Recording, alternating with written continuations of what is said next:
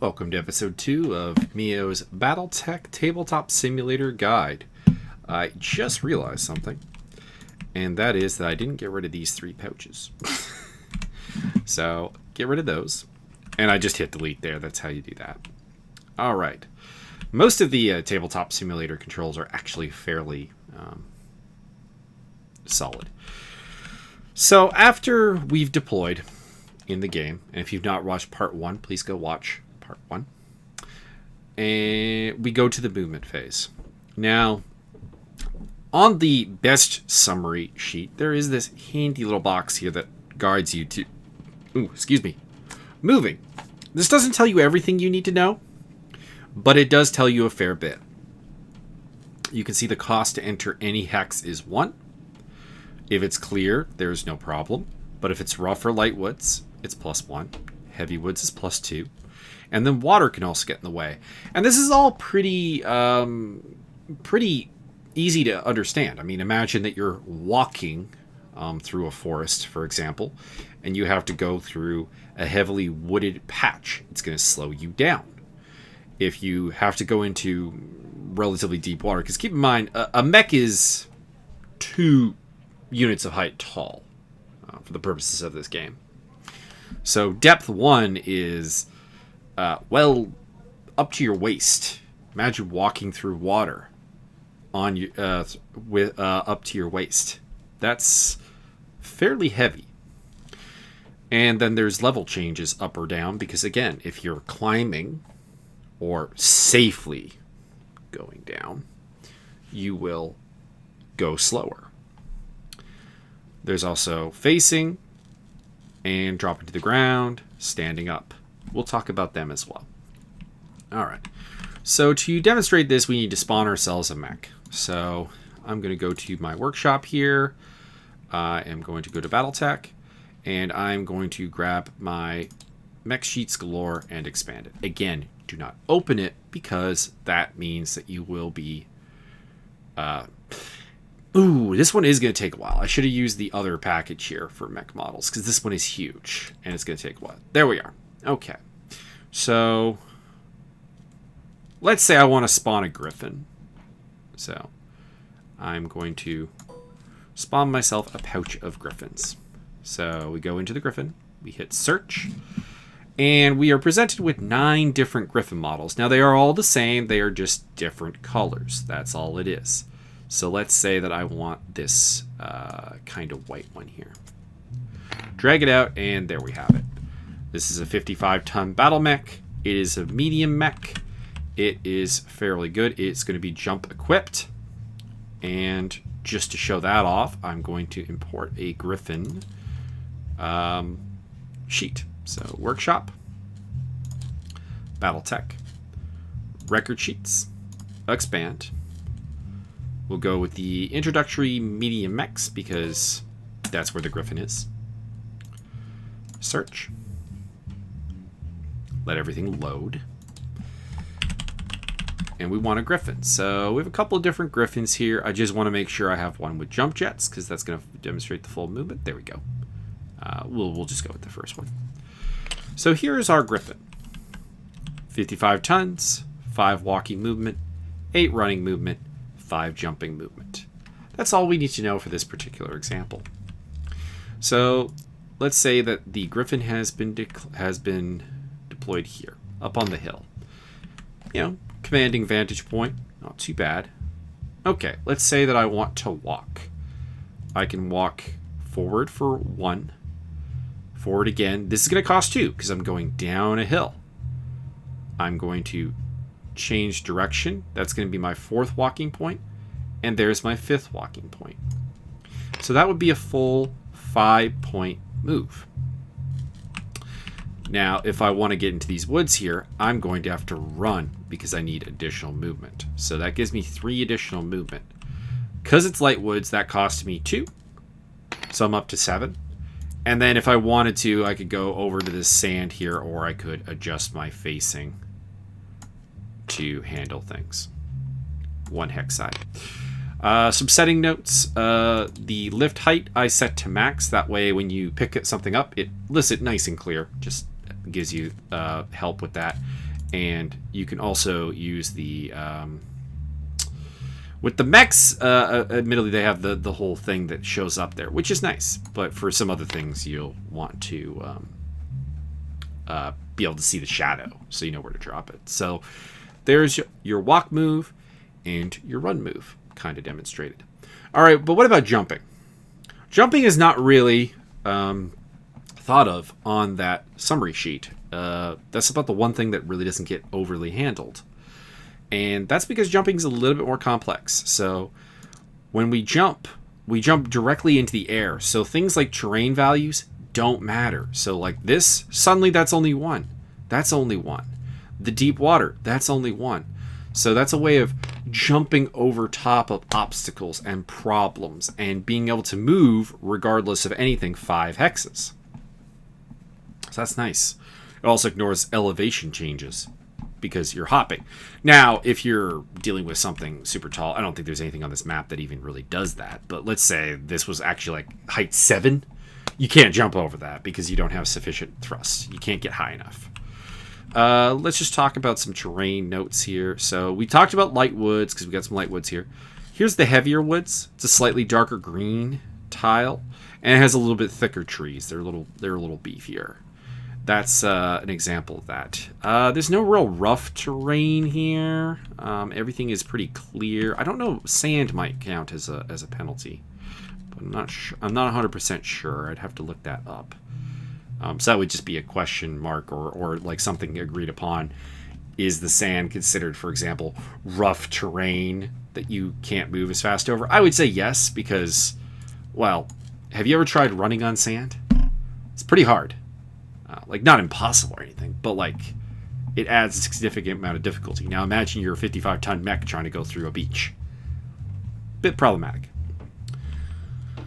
So, just to emphasize the jumping, let's say we're here. Okay. We want to get over this, right? We can. We jump. 1, 2, 3, 4, 5. Boom. Up and over, baby. And jumping is achieved. So there is something with movement that is called pilot checks. You kind of saw it here. There is mech's piloting skill required for falling over. So piloting skill, what is that? So here's the piloting skill roll table. Now this can happen in any phase, not necessarily just the movement phase, but we'll cover it here. A piloting skill is rolling 2d6 to try to get the highest number possible, basically. You'll have a base threshold to roll equal to or greater than to prevent from falling. And they can be triggered by a mech taking a fair amount of damage. Could be mech reactor shutting down. Could be leg or foot actuator destroyed, hip actuator destroyed, gyro getting hit, gyro destroyed, gyro destroyed and leg destroyed are automatic falls, so it's not a piloting check, really. You also can do with some physical attacks against you can provoke it if you get kicked, pushed, or charged, or hit with a death from above. If you miss a kick, if you make a successful charging attack, if you made a death from above strike, if you entered water, there's problems. If you attempt to stand after having fallen down. If you try to jump with your gyro or damage to your legs. If you try to jump with a destroyed leg. And if you try to run with a damaged hip or gyro. Because if you imagine, if you had injured your hip in real life, it would be harder to run and you're more likely to fall down.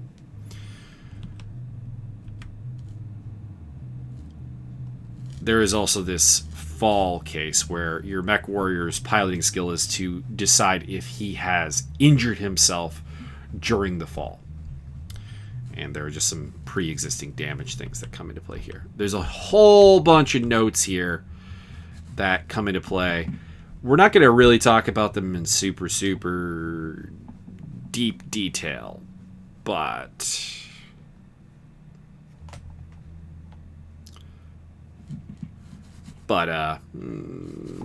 there's obviously some things going on here. So, example. Let's say we're on this beach tile here. and we want to go into the water. It's -2 levels because that's depth 2 water. That's allowed. We can do it, although it is going to cost a lot. It is 3 movement points, plus we're changing 2 levels. So it's going to cost 5 movement points to do this. So that's number 1, a bit of a problem. I also like that the water tiles actually have like water in them, although they don't seem to change depth, unfortunately. Yeah. Oh, well, maybe. Hang on. Goes up a little bit there. Nah, it's about the same. So, there's no difference. But cool. It's cool that there appears to actually be liquid in them. So, I mean, we're dealing with a 5 movement point move, which is, you know, kind of big on its own. But we're also going to have to make a piloting check. We're going into depth 2 water. Now, admittedly, we're rolling a standard check here, which means that we don't have to modify our piloting skill. So this is where the piloting skill comes in. Our piloting skill is 5, and we want to see if we fall down. So let me grab these dice, bring them over here. So we're looking for a 5 or better, and the mech stays standing. So in this case, we rolled a 9, and the mech would stay standing. Let's say that we failed that. Well, falling in this game is a bit interesting. It's interesting because when a mech falls, you have to kind of agree with your partner how it would fall, like your understanding of physics, which is kind of interesting. Now, we're stepping off a desert tile into this, so we're definitely falling forward, right? Like, I think we could agree on that. And we're falling into the water. So, we fell. Now, what do we do when we fall? That's a good question. Is it on here? I don't. Yeah, it is. So, we would take a dice and go to the facing after fall table. We roll a d6 and we roll the 5. So we fall 2 hex sides to the left of our mech, and the hit is on the left side. Now, for the purposes of a fall, your mech always falls on its belly. I guess the idea is that the engine weight would kind of force you to fall that way. So basically, the mech is now face down on its belly, and it would move 2 spots to the left. So that would be 1, 2. So it's fallen like that on its belly. Unfortunately, you can't tip these over in a reliable fashion to demonstrate this, so you would just put a marker here to say that the mech is down. And it's in 2 deep cover. It's actually in full cover. There, it's completely under the water. So it has fallen down. All right, so what's the next part? Well, the next part is we fell without really a reason. So we got to take a modified piloting roll here to see if the mech warrior gets hurt. Now, the modification is your piloting skill plus any levels you fell. So we fell from level 0 to level -2. So we fell 2 levels. This means that our piloting skill is now adjusted to 7. Actually, hang on. I'm going to quickly do something called locking this. Locking a item allows you to, number 1, write on it, which is very, very useful because you will be writing on these. And number 2, it keeps it from moving. You can see I cannot move it. I can unlock it if I need to move it later, though. So we need to roll a 7 or greater to not injure the pilot. We didn't injure the pilot in this case because we rolled an 8. Let's say that we did. Let's say that we rolled a 4. You could just adjust these dice by clicking a number in your keyboard. It's pretty easy. Okay. We took a hit. The mech warrior is hurt. Now, the mech warrior has to roll a consciousness check. Now, he's hurt once, and he just has to roll over a 3 to remain conscious. And that is a really cocked die, but I mean, it's calling it a 3. So, it passed. If it failed, the pilot loses consciousness, and you're going to have to try to wake him up in the subsequent turn. And we'll talk... I'll probably go into full detail of a piloting skill probably after this, because this one didn't take that long. We're only 15 minutes into the video, and I'm pretty much done. That's movement. That is all. We'll touch more on movement when it comes to physical attacks and also shooting attacks, but that's pretty much it. So let's talk about the piloting skill rules. Now, I am literally going to be reading from the rule book because sometimes I do miss things here. And that means that I'm doing nothing on the screen. So you can just listen to the sounds of my voice. So, here we are. So let's talk about damaging a mech warrior. A mech warrior can be damaged from taking a head hit to the mech, falling down, having an ammo explosion on his mech, and there are some excessive heat scale items that can force damage to the mech warrior as well. The mech warrior, the only one of these that does not guarantee damage to the mech warrior is the falling part, because the piloting skill roll can save the mech warrior, because the mech warrior can twist around and, like, you know, brace himself for impact and be fine. But taking a head hit or ammo explosions or excessive heat will be automatic damaging to the mech warrior. There's no skill that will prevent that. So when a mech warrior takes a consciousness roll, we talked about how he can lose consciousness every time he takes damage. So let's talk about how to regain consciousness, shall we? We are going to be talking about, let's see here, where are you not going to put it? This is the other problem with, admittedly, with the way this rulebook is constructed, is everything is so spread out. So consciousness rolls, come on, give it to me. So the mech warrior, so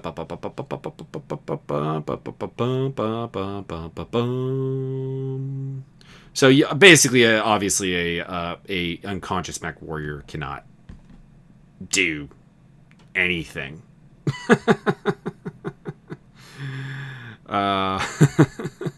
And he can't take piloting checks. He can't shoot weapons. He can't move the mech. He can do nothing.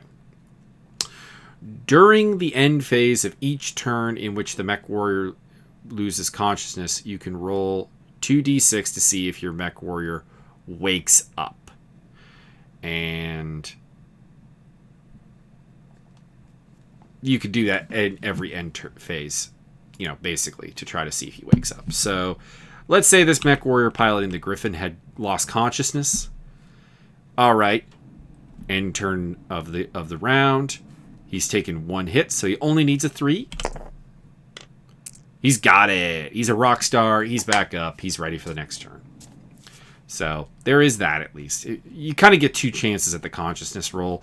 You don't get a lot of unconscious pilots, but it does absolutely happen. So that's pretty much it for movement. And next we're going to be talking about shooting, which is obviously so much fun. I don't really know if I have to explain that. So we'll be back with that, and we'll be talking about shooting. There's also physical combat coming up, and that's about it. So, physical combat, shooting, and heat management will also be all there. Although I think heat management we'll talk about next turn, and recording damage along with the shooting. So that'll be that. Hope you're enjoying, and hope you stick with me.